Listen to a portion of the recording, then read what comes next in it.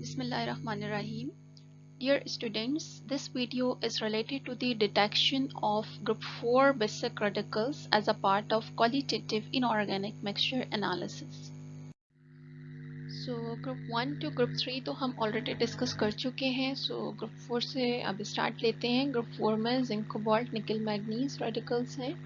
Group test करना होता है. ग्रुप टेस्ट में क्या यूज़ करेंगे? फिल्ट्रेट हो सकता है ग्रुप 3 का, या फिर उससे पहले के जो भी ग्रुप लास्ट ग्रुप प्रेजेंट है उसका फिल्ट्रेट होगा. अगर शुरू के सारे ग्रुप्स एब्सेंट हैं तो उस सूरत में ऑरिजिनल सोल्यूशन यूज़ कर सकते हैं. ग्रुप रिएजेंट्स ऐड करेंगे आप फिल्ट्रेट में, जिसमें अमोनियम क्लोराइड, अमोनियम हाइड्रोक्साइड और हाइड्रोजन सल्फाइड शामिल हैं. क्या ऑब्जर्वेशन मिलनी चाहिए? अगर फोर्थ ग्रुप प्रेजेंट है तो 3 डिफरेंट किस्म के प्रेसिपिटेट्स मिल सकते हैं. अगर वाइट प्रेसिपिटेट्स हैं तो जिंक में भी present, if black precipitates cobalt और निकल में भी प्रेजेंट, और अगर बफ या फ्लैश प्रेसिपिटेट्स हैं तो मैग्नीज में भी प्रेजेंट. ये डिफरेंट कलर के प्रेसिपिटेट्स हो सकते हैं. आप रोल डिस्कस कर लें. ग्रुप रिएजेंट्स में जो रिएजेंट्स शामिल हैं, हाइड्रोजन सल्फाइड किस पर्पस के लिए ऐड किया गया है ये डिस्कस हो चुका है कि ये प्रेसिपिटेटिंग एजेंट है. ये सल्फाइड के प्रेसिपिटेट्स फॉर्म करेगा. इस ग्रुप में जितने भी प्रेसिपिटेट्स हैं वो in the form of sulphide precipitate out होंगे. अमोनियम हाइड्रोक्साइड ऐड करने का क्या पर्पज़ है? यहाँ पर ये बात भी ऑलरेडी डिस्कस हुई है कि इस ग्रुप के प्रेसिपिटेट्स की केएसपी वैल्यू ज़्यादा है. मींस के इनको डिफ़िकल्टी होती है टू फॉर्म प्रेसिपिटेट्स, यानी मुश्किल से बनते हैं. तो हमें क्या करना होता है, यानी इनको ज़्यादा कंसंट्रेशन प्रोवाइड करनी पड़ती है. अमोनियम हाइड्रोक्साइड ऐड करके सल्फाइड की कंसंट्रेशन को हम बढ़ा रहे होते हैं ताकि ये इजीली प्रेसिपिटेट आउट हो जाएं. तो ये इस वजह से अमोनियम हाइड्रोक्साइड ऐड किया जाता है. और वो कैसे होता है काम? हाइड्रोजन सल्फाइड आपको सल्फाइड आयन देता है और हाइड्रोजन आयन देता है. ये वीक इलेक्ट्रोलाइट है, तो नॉर्मल कंडीशन में ये जितना सल्फाइड देता है वो एनफ नहीं होता है for complete precipitation of these sulphides. तो जब इसमें अमोनियम हाइड्रोक्साइड ऐड करेंगे तो क्या होगा? एच आयन रिएक्ट कर सकता है OH आयन के साथ और वाटर फॉर्म कर सकता है. तो अगर आप प्रोडक्ट की कंसंट्रेशन को कम कर रहे हैं इस तरीके से, तो अकॉर्डिंग टू लीच-एटलियर प्रिंसिपल क्या होना चाहिए? इस इक्विलिब्रियम को फॉरवर्ड डायरेक्शन में शिफ्ट हो जाना चाहिए. एज अ रिजल्ट क्या होगा? सल्फाइड ज़्यादा कंसंट्रेशन में प्रोड्यूस होगा. जब इसकी डिसोसिएशन बढ़ जाएगी, ये फॉरवर्ड जाएगा, तो सल्फाइड आपको ज़्यादा कंसंट्रेशन में मिल जाएगा. और जब सल्फाइड ज़्यादा मिलेगा तो ईजीली इस ग्रुप के रेडिकल्स प्रेसिपिटेट आउट हो जाएंगे in the form of sulphide.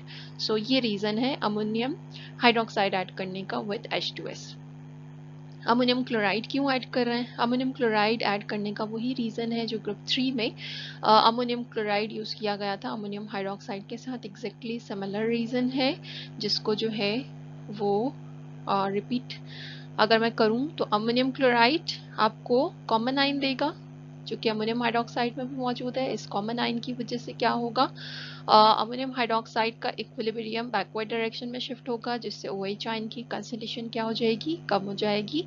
As a result जो फिफ्थ ग्रुप है जिसमें आपके पास अबेरियम या फिर स्ट्रॉन्शियम, उनके हाइड्रोक्साइड्स, या फिर सिक्स्थ ग्रुप में आपके पास मैग्नीशियम है, उनके हाइड्रोक्साइड्स जो कि पार्शियली सॉल्युबल होते हैं और वाइट कलर के होते हैं जो कि जिंक से इंटरफेयर कर सकते हैं, वो नहीं फॉर्म हो सकेंगे यहाँ पर OH की कंसंट्रेशन कम होने से. तो अगर अमोनियम क्लोराइड ना यूज़ करें तो उस सूरत में फिफ्थ या सिक्स्थ ग्रुप के हाइड्रोक्साइड की इंटरफेरेंस हो सकती है. इसलिए अमोनियम क्लोराइड जो है वो OH को सप्रेस करेगा. जबकि हाँ, अमोनियम हाइड्रोक्साइड किस पर्पस के लिए यूज़ किया गया है? वो सल्फाइड की कंसंट्रेशन को बढ़ाएगा. ये मेन रीज़न था H2S के साथ अमोनियम हाइड्रोक्साइड और अमोनियम क्लोराइड यूज़ करने का. जिंक के कन्फर्मेटरी टेस्ट की तरफ चलते हैं. जिंक के तमाम सॉल्ट्स वाइट होते हैं, ये आपको मालूम होना चाहिए. फर्स्ट स्टेप कॉमन प्रोसीजर होता है जिसमें ग्रुप टेस्ट करने के बाद आपके पास जो प्रेसिपिटेट आए होते हैं उनको सेंट्रीफ्यूज कराते हैं और फिल्ट्रेट नेक्स्ट ग्रुप के लिए सेव किया जाता है. जबकि रेजिड्यू जो होता है उसके अंदर कोई ना कोई सॉल्वेंट डाल के उसे डिसॉल्व किया जाता है. यहाँ पर डाइल्यूटेड HCl यूज़ होगा जिंक के लिए. इसमें यह डिसॉल्व हो जाता है, इसको हीट करना पड़ता है इतना इजीली डिज़ोल्व नहीं होता है, हीटिंग करनी पड़ती है और इसको बीकर में ट्रांसफ़र करके ये काम किया जाता है, क्योंकि HCl भी थोड़ा एक्सेस में ऐड करना पड़ता है और स्ट्रॉन्ग हीटिंग पे ये डिज़ोल्व होता है। तो ये काम आप बीकर में कर सकते हैं। जब डिज़ोल्व हो जाए तो फर्दर आप उसके दो पार्ट्स कर सकते हैं। एक पार्ट में आपको पोटेशियम फेरोसाइनाइड ऐड करना होगा और दूसरे पार्ट में हाइड्रोजन सल्फाइड ऐड करना होगा। दोनों ही केसेस में वाइट प्रेसिपिटेट्स आएंगे। पोटेशियम फेरोसाइनाइड की केस में ब्लूइश वाइट या ग्रेनिश वाइट प्रेसिपिटेट भी ऑब्जर्व हो सकते हैं, वाइट भी ऑब्जर्व हो सकते हैं, जिससे जिंक आपका कंफर्म हो जाएगा। यहाँ ब्लूइश वाइट आने का क्या रीज़न है? उसका रीज़न ये हो सकता है कि पोटेशियम फेरोसाइनाइड इटसेल्फ थोड़ा सा कलर्ड होता है। जब आपने पोटेशियम फेरोसाइनाइड डाला है तो उसका अपना कलर, अगर बहुत एक्सेस में डाला है तो उसका अपना कलर भी सोल्यूशन में थोड़ा सा दिख रहा होगा, लाइट ग्रीन, जिसकी वजह से जो है, या लाइट ब्लू, जिसकी वजह से ब्लूइश वाइट, ग्रीनिश वाइट दिख सकते हैं या वाइट दिख सकते हैं। तो वाइट प्रेसिपिटेट्स अगर यहाँ आपको मिल रहे हैं तो उससे जिंक कंफर्म हो जाएगा। सो यहाँ पे वाइट प्रेसिपिटेट किसके मिल रहे हैं? ये वाले वाइट, या जिंक सल्फाइड की वजह से मिल रहे हैं, जैसे कि ग्रुप टेस्ट में जिंक सल्फाइड बना था वाइट कलर के प्रेसिपिटेट की फॉर्म में, बिल्कुल इसी तरह यहाँ पे भी दोबारा से जिंक सल्फाइड बन गया। और ये वाले वाइट प्रेसिपिटेट्स किसके मिल रहे हैं? ये वाइट प्रेसिपिटेट्स आपको मिल रहे हैं जिंक फेरोसाइनाइड की वजह से। ये पोटेशियम रिप्लेस हो रहा है जिंक से, जिसकी वजह से जिंक फेरोसाइनाइड बन रहा है। सो इस तरीके से आप जिंक का कंफर्मेटरी टेस्ट परफॉर्म कर सकते हैं। इस ग्रुप में, फोर्थ ग्रुप में, जिंक के सल्फाइड की KsP सबसे कम होती है बाकी रेडिकल्स के मुकाबले में। तो कभी कभार ऐसा भी होता है कि ग्रुप 2 जब आप परफॉर्म करते हैं तो ग्रुप 2 में बहुत ज़्यादा कंसनट्रेटेड H2S अगर यूज़ कर लें या बहुत एक्सेस में H2S यूज़ कर लें तो कभी कभार वहाँ भी आपको वाइट प्रेसिपिटेट्स मिल जाते हैं, जबकि ग्रुप 2 में हमने देखा कि कहीं कोई वाइट प्रेसिपिटेट्स ऑब्जर्व नहीं होते हैं किसी रेडिकल के।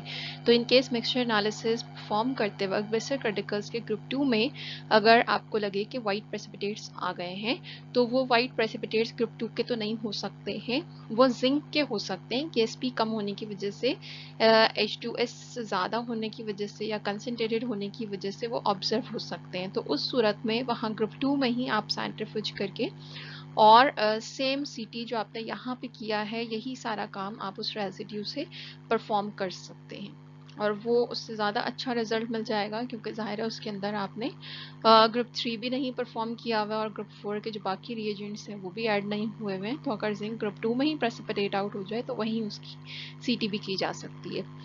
सो अब यहाँ पर जिंक पोटेशियम फेरोसाइनाइड का कलर कैसा होता है और ये टेस्ट जो है वो लैब में आप कैसे परफॉर्म करते हैं, उसको समझने के लिए थोड़ा मज़ीद इजीली आपको, ताकि ये जिंक का टेस्ट समझ में आ जाए, यहाँ पर एक प्रैक्टिकल डेमोंस्ट्रेशन है। एक छोटी सी वीडियो मैंने यहाँ एम्बेड की हुई है, जिसको देख के आपको समझ में आ जाएगा कि जिंक का टेस्ट आप लैब में कैसे परफॉर्म करते हैं। तो उसे देखते हैं। अमोनियम क्लोराइड आपने किस में डालना है? फिल्ट्रेट होगा आपके पास, जो कि प्रीवियस ग्रुप से आया होगा। अमोनियम क्लोराइड डाल के उसे डिसॉल्व करना ज़रूरी होता है। अगर नहीं हो रहा है तो आप हीट कर सकते हैं। देन अमोनियम हाइड्रोक्साइड डालने से पहले उसे कूल करना ज़रूरी होता है। अमोनियम हाइड्रोक्साइड आप डालते हैं, देन आपको इसमें हाइड्रोजन सल्फाइड पास करना है, तो क्या होगा? वाइट प्रेसिपिटेट्स बन जाएंगे। ठीक है, जिंक सल्फाइड के ऑलरेडी हम डिस्कस कर चुके हैं। इस तरीके से वाइट प्रेसिपिटेट्स बन जाते हैं। देन CT करेंगे। CT में आप क्या करेंगे? डिसॉल्व कर लेंगे प्रेसिपिटेट्स को पहले HCl में, ठीक है। देन उसमें पोटेशियम फेरोसाइनाइड ऐड करेंगे। ऐसा होता है पोटेशियम फेरोसाइनाइड, ठीक है। थोड़ा सा शेक करेंगे इसे, तो इस तरीके से ये देखें थोड़े से ग्रीनिश वाइट से प्रेसिपिटेट्स थे, जो कि इस प्रोडक्ट की वजह से आपके पास आए। ठीक है, तो इस तरीके से आपकी एक CT मैंने दिखा दी यहाँ पर पोटेशियम फेरोसाइनाइड के साथ। दूसरी CT बिल्कुल वही है जो आप ग्रुप टेस्ट में परफॉर्म करते हैं, बिल्कुल वैसे ही। उसमें आप हाइड्रोजन सल्फाइड डालेंगे तो ग्रुप टेस्ट की तरह से उसमें प्रेसिपिटेट्स आ जाएंगे। ओके, नेक्स्ट हम निकल के कंफर्मेटरी टेस्ट को डिस्कस करते हैं। देखिए यहाँ निकल के कुछ सॉल्ट्स मैंने दिखाए हुए हैं। निकल क्लोराइड है, निकल नाइट्रेट है एंड निकल कार्बोनेट है। ये सब के सब ग्रीन है, लाइट ग्रीन है। ये थोड़ा सा डार्क लग रहा है निकल नाइट्रेट, लेकिन इन सब का जो एक्वस सोल्यूशन है वो एप्पल ग्रीन ही होता है। तो अगर आपके मिक्सचर में इस तरह का कलर है तो आप कह सकते हैं कि उसमें निकल मे बी प्रेजेंट। ठीक है, तो क्या करते हैं निकल के कंफर्मेटरी टेस्ट में? सबसे पहले ग्रुप टेस्ट, से जो आपके ब्लैक प्रेसिपिटेट्स आए हुए होते हैं, ये रिएजेंट्स डाल के उनको सेंट्रीफ्यूज कराते हैं, ठीक है। फिल्ट्रेट आप नेक्स्ट ग्रुप के लिए सेव कर देते हैं, और जो रेजिड्यू होता है उस रेजिड्यू को आपको डिसॉल्व करना होता है किसी सुटेबल सॉल्वेंट में। तो यहाँ निकल के लिए आप यूज़ करते हैं diluted HCl and diluted nitric acid. ये आपके हैंडआउट में लिखा हुआ है कि इसमें diluted HCl diluted nitric acid डाल के इसे हीट करेंगे, ठीक है। हीट करेंगे तो प्रेसिपिटेट्स को डिसॉल्व हो जाना चाहिए। अगर डिसॉल्व नहीं होंगे प्रेसिपिटेट्स तो फिर आप फर्दर उसके अंदर जो है वो टेस्ट नहीं कर सकते हैं, वो आएगा ही नहीं पॉजिटिव। तो डिसॉल्व करना ज़रूरी है। जब डिसॉल्व हो जाए आपके और क्लियर सोल्यूशन आ जाए, देन आप उसके 2 पार्ट्स करेंगे, ठीक है। और उसमें से एक पार्ट जो है आपका वो कोबाल्ट के CT के लिए यूज़ होगा, जिसको हम आगे डिस्कस करेंगे। और जो पार्ट 1 है उसके अंदर अमोनियम हाइड्रोक्साइड और डाइमिथाइल ग्लाइऑक्साइड डालेंगे। अच्छा, ये पार्ट 2 जो है ये कोबाल्ट के CT के लिए क्यों यूज़ करेंगे, क्योंकि ग्रुप टेस्ट में आपने देखा कि यहाँ पे भी ब्लैक प्रेसिपिटेट से आए थे कोबाल्ट के, ठीक है, जैसे निकल के थे, दोनों के एक जैसे, और दोनों जो हैं वो इस सॉल्वेंट में डिसॉल्व होते हैं। तो इसलिए यहाँ तक का जो काम होता है वो कॉमन ही होता है दोनों के लिए। तो आगे फिर एक पार्ट में कोबाल्ट की CT की जाती है और एक पार्ट में निकल के लिए टेस्ट करते हैं। तो निकल के CT के लिए अमोनियम हाइड्रोक्साइड और DMG डालेंगे तो क्या होगा, स्ट्रॉबेरी रेड कलर के प्रेसिपिटेट्स आने चाहिए। अगर इस तरीके के ये जो ऊपर नज़र आ रहे हैं स्ट्रॉबेरी रेड कलर के प्रेसिपिटेट्स अगर आ रहे हैं तो आप कह सकते हैं कि अब निकल बिल्कुल कंफर्म हो गया है। अब ये नीचे ब्लू कलर और उससे नीचे ये ग्रीन कलर क्यों नज़र आ रहा है, ये भी एक्चुअली निकल की वजह से ही नज़र आ रहा है। सबसे नीचे निकल हाइड्रोक्साइड है, क्योंकि जब आपने इसमें अमोनियम हाइड्रोक्साइड डाला तो निकल हाइड्रोक्साइड बन सकता है। मज़ीद अमोनिया आपने डाला तो निकल का अमाइन कॉम्प्लेक्स बन सकता है। ये डालना ज़रूरी है क्योंकि ये प्रेसिपिटेट्स बेसिक मीडियम में ही बनते हैं, ठीक है। उसके बाद उसमें आपने DMG डाला तो ये आपके स्ट्रॉबेरी रेड प्रेसिपिटेट्स बन गए। अब यहाँ पे लेयर्स की फॉर्म में नज़र आ रहा है, लेकिन अगर आप इसे शेक कर दें तो ये पूरा ही आपका रेड ही नज़र आएगा आपको इसमें, ठीक है। तो इस तरीके से निकल तो कंफर्म हो गया। और ये ग्रीन ये जो रेड प्रेसिपिटेट्स हैं ये किस प्रोडक्ट की वजह से आ रहे हैं, निकल इस DMG के साथ मिलके ये कॉम्प्लेक्स बना लेता है, जिसकी वजह से ये जो है ये इनसॉल्युबल रेड कलर का कंपाउंड है, ठीक है। तो उसकी वजह से आपको यहाँ पे कॉम्प्लेक्स है, जिसकी वजह से आपको यहाँ पे रेड प्रेसिपिटेट्स मिलते हैं, स्ट्रॉबेरी रेड, ठीक है। अब ये तो टेस्ट है जैसा आपके हैंडआउट में शो किया गया है, लेकिन इस टेस्ट में एक डिफ़िकल्टी होती है जब आप इसको परफॉर्म करते हैं। ये जो लिखा हुआ है स्टेप जिसमें प्रेसिपिटेट्स डिसॉल्व्स, ये बहुत डिफ़िकल्ट स्टेप होता है, सबसे मुश्किल स्टेप होता है। प्रेसिपिटेट्स इतना इजीली डिसॉल्व नहीं होते हैं, ठीक है। और ज़ाहिर है जब तक के डिसॉल्व नहीं होंगे आप आगे नहीं जा सकते हैं। ये प्रेसिपिटेट्स जो हैं हीटिंग का लिखा हुआ है, लेकिन ये हीटिंग भी नॉर्मल हीटिंग नहीं है, ये एक्चुअली हीटिंग होती है टिल ड्राइनेस, यानी आप बिल्कुल उसको इतना हीट करें कि वो सारा एवापोरेट हो जाए, और जब आपका लिक्विड एवापोरेट हो जाए तो फिर आप उसमें वाटर डाल देते हैं और सोल्यूशन बनाते हैं, ठीक है। और इसकी काफ़ी टाइम कंज्यूमिंग होता है। और अगर आप इसका स्टैंडर्ड प्रोसीजर देखें तो उसमें डाइल्यूटेड की जगह पे यहाँ कंसनट्रेटेड रिएजेंट्स बल्कि एक्वा रिजिया यूज़ होता है। HCl और नाइट्रिक एसिड का कॉम्बिनेशन 3:1 के रेशो में एक्वा रिजिया यूज़ होता है, लेकिन अब जाहिर है कि लैब में जो है वो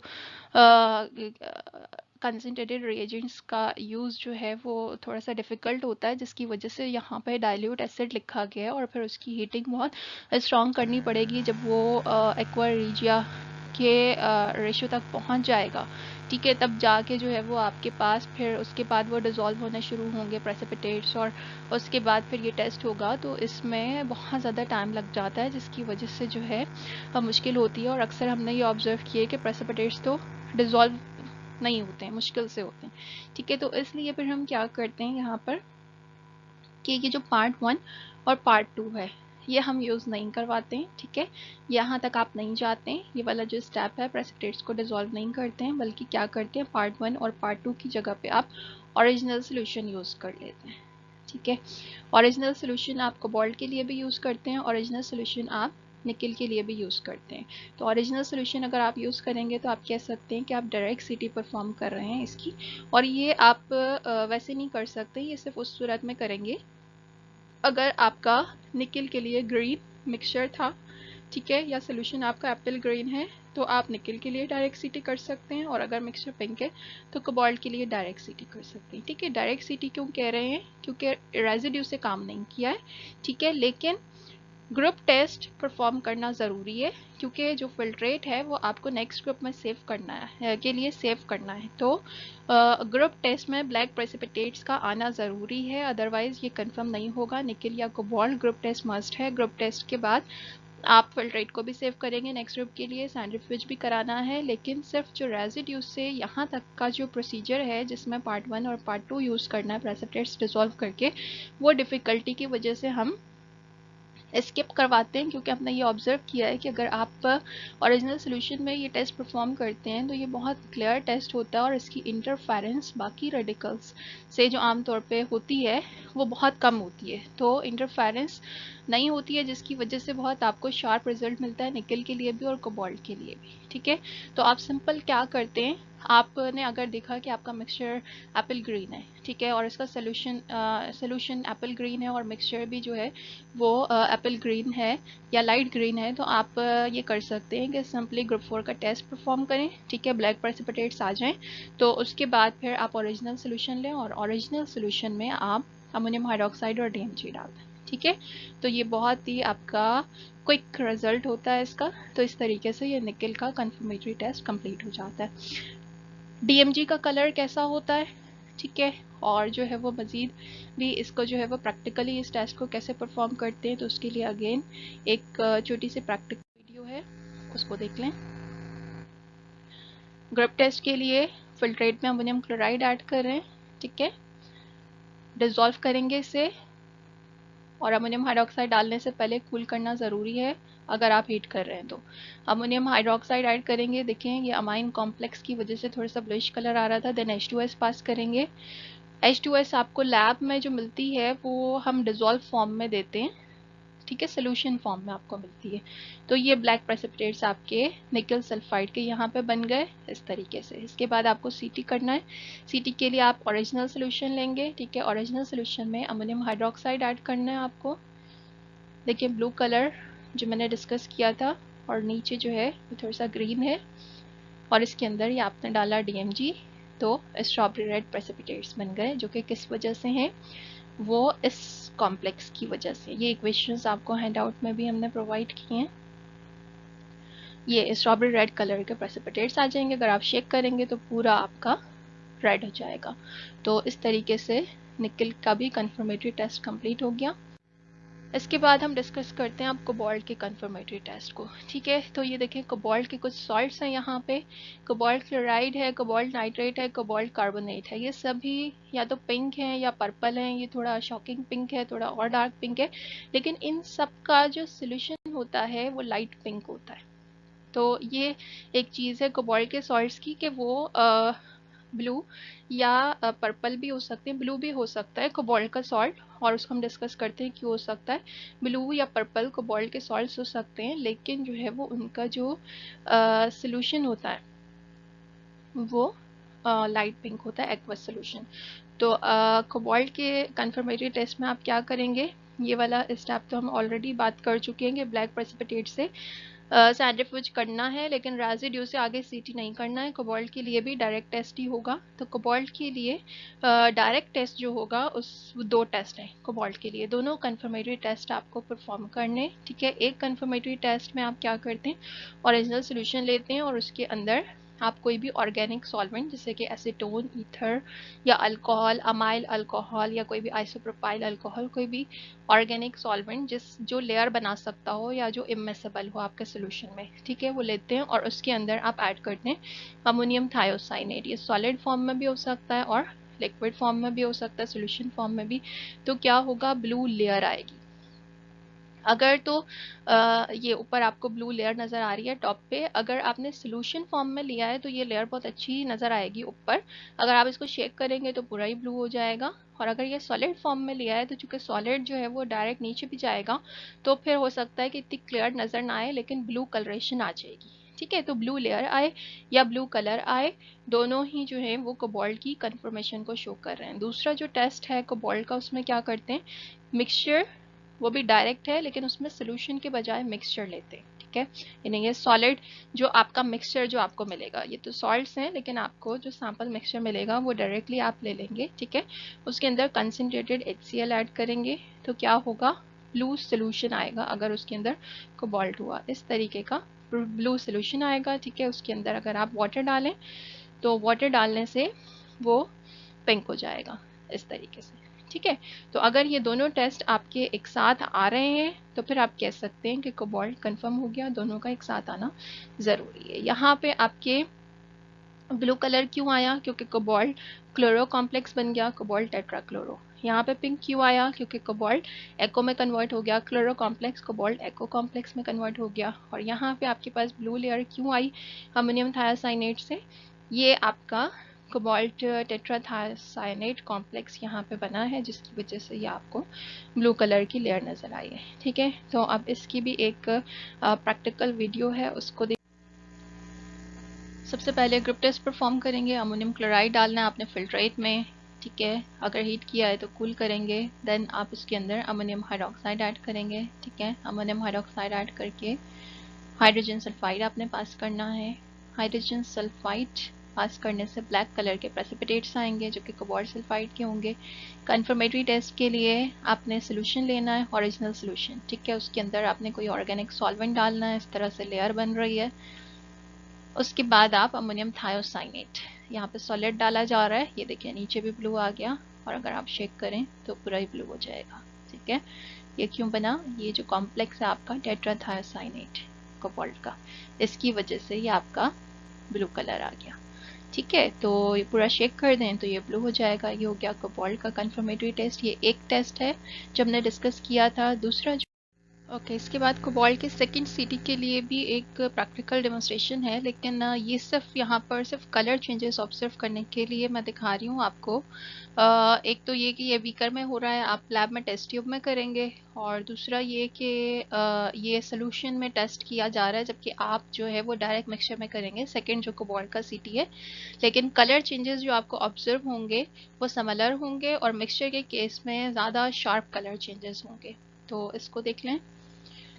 मिक्सचर के अंदर आप कंसनट्रेटेड HCl डालेंगे, सोल्यूशन में डालेंगे तो भी वही रिजल्ट होगा, लेकिन सोल्यूशन में थोड़ा सा कम आपका ब्लू कलर आएगा, कंसनट्रेटेड HCl में ये और बिल्कुल डार्क ब्लू होगा, ठीक है। तो कंसनट्रेटेड HCl जब भी जाएगा आपके कोबाल्ट में, कोबाल्ट टेट्राक्लोरो कॉम्प्लेक्स बन जाएगा ब्लू कलर का, ठीक है। उसके अंदर फिर जब आप वाटर डालेंगे तो क्या होगा कि वो कोबाल्ट एको कॉम्प्लेक्स की वजह से वो पिंक कलर में कन्वर्ट हो जाएगा। शेकिंग हो रही है, जब बिल्कुल ये होमोजेनाइज हो जाएगा तो पूरा सोल्यूशन आपका पिंक हो जाएगा। यहाँ जो शेकिंग हुई है ये मैग्नेटिक स्टारर को यूज़ करते हुए की है, जबकि लैब में आप मैनुअली शेक करेंगे और बीकर के बजाय टेस्ट ट्यूब में टेस्ट परफॉर्म करेंगे। तो इस तरीके से आपका ब्लू से पिंक में कन्वर्जन जो होगी HCl के बाद वाटर ऐड करें तो ब्लू सोल्यूशन पिंक में चेंज होना, ये कोबाल्ट की कंफर्मेशन है। तो ये सेकेंड टेस्ट था कोबाल्ट का।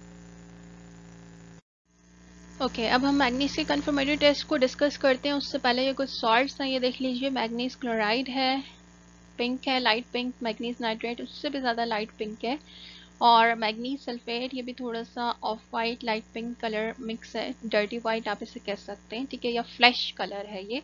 तो इस तरह के अगर आपका मिक्सचर के अंदर कोई कलर है तो आप कह सकते हैं कि मैग्नीज में भी प्रेजेंट। लेकिन ये जो मैग्नीज के सॉल्ट्स होते हैं जब आप इनको वाटर में डिजोल्व करते हैं तो इनका एक्वस सोल्यूशन जो बिल्कुल ही कलरलेस हो जाता है। मतलब ये पिंक कलर सिर्फ सॉलिड में आपको दिख सकता है मैग्नीज का, लेकिन सोल्यूशन में ये कलर नहीं दिखता है। तो ये एक तरह से डिफरेंस भी है कि कोबाल्ट या मैग्नीज में अगर डिफ्रेंशिएट करना है तो कोबाल्ट का पिंक कलर डार्क होता है जो उसके सॉल्ट्स में होता है या मिक्सचर में होता है, और एक्वस सोल्यूशन में भी पिंक दिख रहा होता है। कोबाल्ट का एक्वस सोल्यूशन पिंक होता है जबकि मैग्नीज का एक्वस सोल्यूशन ऑलमोस्ट कलरलेस होता है, ठीक है। कंफर्मेटरी टेस्ट में क्या करेंगे, ग्रुप टेस्ट से जो आपके प्रेसिपिटेट्स आ रहे हैं उनको सबसे पहले सेंट्रीफ्यूज करना होता है, ठीक है। फिल्ट्रेट नेक्स्ट ग्रुप में यूज़ करेंगे, और जो रेजिड्यू आएगा उस रेजिड्यू को डिसॉल्व करना है। वो HCl में डिसॉल्व हो जाते हैं मैग्नीज के प्रेसिपिटेट्स, ठीक है, बिल्कुल क्लियर सोल्यूशन जब आपका आ जाए तो उसमें टेस्ट करेंगे मैग्नीज का कंफर्मेटरी टेस्ट। उसमें आपको क्या ऐड करना होता है, phosphoric acid and lead dioxide. Phosphoric acid concentrated होता है, फॉस्फोरिक एसिड की जगह पे आप कंसनट्रेटेड नाइट्रिक एसिड भी यूज़ कर सकते हैं, ये एक्चुअली एसिडिक मीडियम प्रोवाइड करने के लिए होता है। और लेड डाइऑक्साइड यहाँ पर आपका ऑक्सीडाइजिंग एजेंट होता है, लेड पर ऑक्साइड है ये, इस ब्लैक कलर का सॉलिड होता है। तो ये दोनों चीज़ें आप ऐड करते हैं, सॉलिड होता है, बहुत स्मॉल क्वांटिटी में आप ऐड करते हैं ये सॉलिड ब्लैक कलर का। ठीक है, जब ये दो चीज़ें आप ऐड करेंगे तो क्या ऑब्जर्वेशन होनी चाहिए मैंगनीज के केस में, वॉयलेट कलरेशन इस तरीके की। ठीक है, अगर फॉरन नहीं आ रहा है वॉयलेट कलर तो आप उसको थोड़ा सा हीट करके देख सकते हैं, और हीटिंग पे भी अगर क्लियर नहीं है तो आप थोड़ा सा उसको प्लेस कर देते हैं टेस्ट ट्यूब स्टैंड में। तो जब आपका सॉलिड जो डिस्पर्स हुआ है एक्स्ट्रा, वो जब सेटल डाउन हो जाता है तो ऊपर जो है वो आपको क्लियर वॉयलेट कलरेशन यहाँ पर मिल जाती है। ठीक है, तो ये है आपका मैग्नीज का कंफर्मेटरी टेस्ट। लेकिन इसके अंदर ये जो वॉयलेट कलर आ रहा है ये किस वजह से आ रहा है, आपने चूंकि ऑक्सीडाइजिंग एजेंट यूज़ किया है तो मैग्नीज +2 से +7 में कन्वर्ट हो जाता है इस टेस्ट में। ये आपका ऑक्सीडाइजिंग एजेंट है और ये एसिडिक मीडियम है। ठीक है, तो उससे पर मैग्नेट की वजह से ये आपको वॉयलेट कलर दिखता है। तो ये तो वो टेस्ट है जो हमने डिस्कस किया, जो आपके हैंडआउट में गिवन है। लेकिन इस टेस्ट में भी एक प्रॉब्लम होती है जो हमने ऑब्जर्व किया लैब के दौरान, कि जब भी आप ये पूरा स्कीम के थ्रू यहाँ से फॉलो करते हैं और डिजॉल्व प्रेसिपिटेट से ये टेस्ट करते हैं तो वो इतना क्लियर रिजल्ट नहीं होता है। उसके मुकाबले में अगर आप डिजॉल्व प्रेसिपिटेट और रेजिड्यू से प्रोसीड करने के बजाय अगर आप इसकी जगह पे अपना मिक्सचर ले लें, सोल्यूशन भी नहीं बल्कि सॉलिड मिक्सचर जो आपको दिया गया है, सैम्पल जो आपका मिक्सचर है, अगर आप वो सॉलिड मिक्सचर ले लें और उस सॉलिड मिक्सचर के अंदर आप डायरेक्ट सीटी परफॉर्म करें, ये कंडीशन देखते हुए कि आपका मिक्सचर लाइट पिंक है। ठीक है, तो उसमें आप सॉलिड मिक्सचर के अंदर जस्ट आप फॉस्फोरिक एसिड और लेड डाइऑक्साइड डाल दें। ठीक है, तो उससे जो वॉयलेट कलरेशन आती है वो बहुत ही रैपिड क्विक आती है और बहुत ही क्लियर शार्प टेस्ट होता है मैग्नीज की कंफर्मेशन का। ठीक है, तो आपको क्या करना होता है मैग्नीज के लिए, सबसे पहले तो मिक्सचर का कलर देखते हैं, देन आप ग्रुप टेस्ट परफॉर्म करते हैं। ग्रुप टेस्ट में बफ प्रेसिपिटेट्स आने चाहिए। ठीक है, उसके बाद आप क्या करते हैं, मिक्सचर लेते हैं और मिक्सचर के अंदर बस ये दो चीज़ें ऐड कर देते हैं। ठीक है, तो अगर ये रिजल्ट आ जाए तो आप कह देते हैं कि मैग्नीज कन्फर्म। ओके, तो मैग्नीज की कंफर्मेशन लैब में प्रैक्टिकली कैसे करते हैं उसके लिए अगेन एक वीडियो है प्रैक्टिकल। सो ग्रुप टेस्ट के लिए सबसे पहले फिल्ट्रेट के अंदर अमोनियम क्लोराइड डाल के उसे डिज़ोल्व करना है।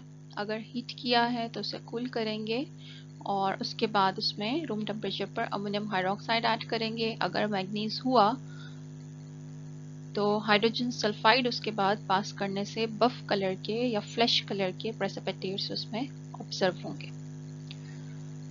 देन कंफर्मेटरी टेस्ट करना है। कंफर्मेटरी टेस्ट के लिए आपको क्या करना है, मिक्सचर लेना है डायरेक्ट टेस्ट के लिए और मिक्सचर के अंदर कंसनट्रेटेड नाइट्रिक एसिड या कंसनट्रेटेड फॉस्फोरिक एसिड ऐड करना है एसिडिक मीडियम के लिए। देन लेड पेरोक्साइड ऐड करेंगे।